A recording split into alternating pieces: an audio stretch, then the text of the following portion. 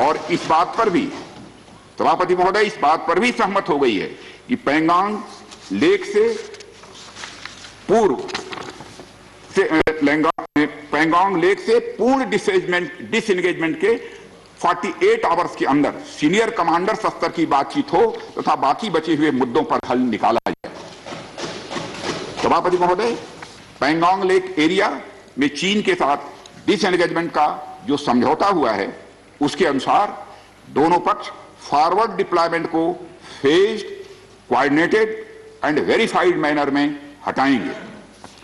चीन अपनी सेना की टुकड़ियों को नॉर्थ बैंक में फिंगर 8 के पूरब की दिशा की तरफ रखेगा और इसी तरह भारत भी अपनी सेना की टुकड़ियों को फिंगर 3 के पास अपने permanent base Dhan Singh Thapa post पर रखेगा।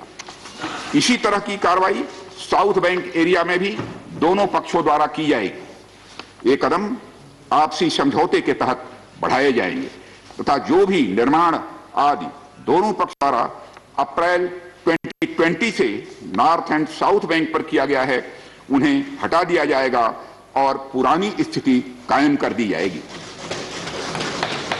सभापति महोदय, यह भी तय हुआ है कि दोनों पक्ष नॉर्थ बैंक पर अपनी सेना की गतिविधियां जिसमें परंपरागत स्थानों की पेट्रोलिंग भी सम्मिलित है को अस्थायी रूप से स्थगित रखेंगे।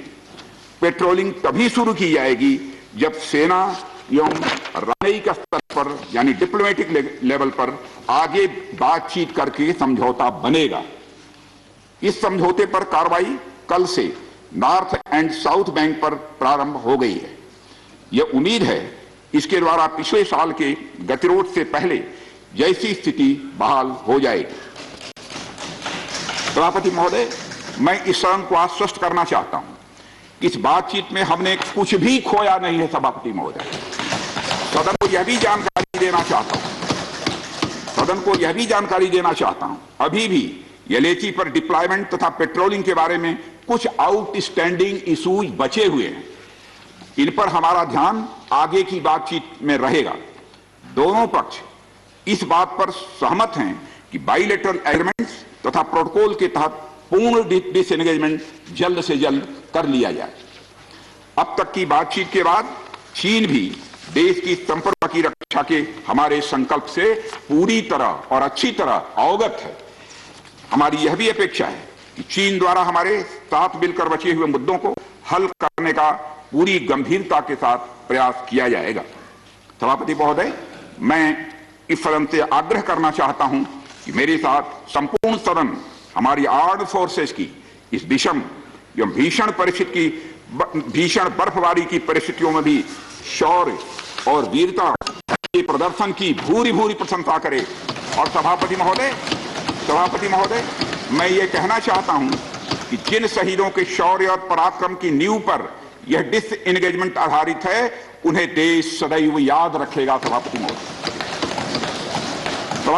महोदय, मैं इस बात से भी पूरी तरह से आश्वस्त हूं कि यह पूरा सदन चाहे कोई किसी भी दल का क्यों न हो देश की संप्रभुता, एकता, अखंडता और सुरक्षा के प्रश्न पर एक साथ खड़ा है और एक स्वर से समर्थन करता है कि यह संदेश केवल भारत की सीमा तक ही सीमित नहीं रहेगा बल्कि पूरे विश्व को जाएगा। सभापति महोदय, यह बात मैं विश्वास के साथ कह सकता हूं।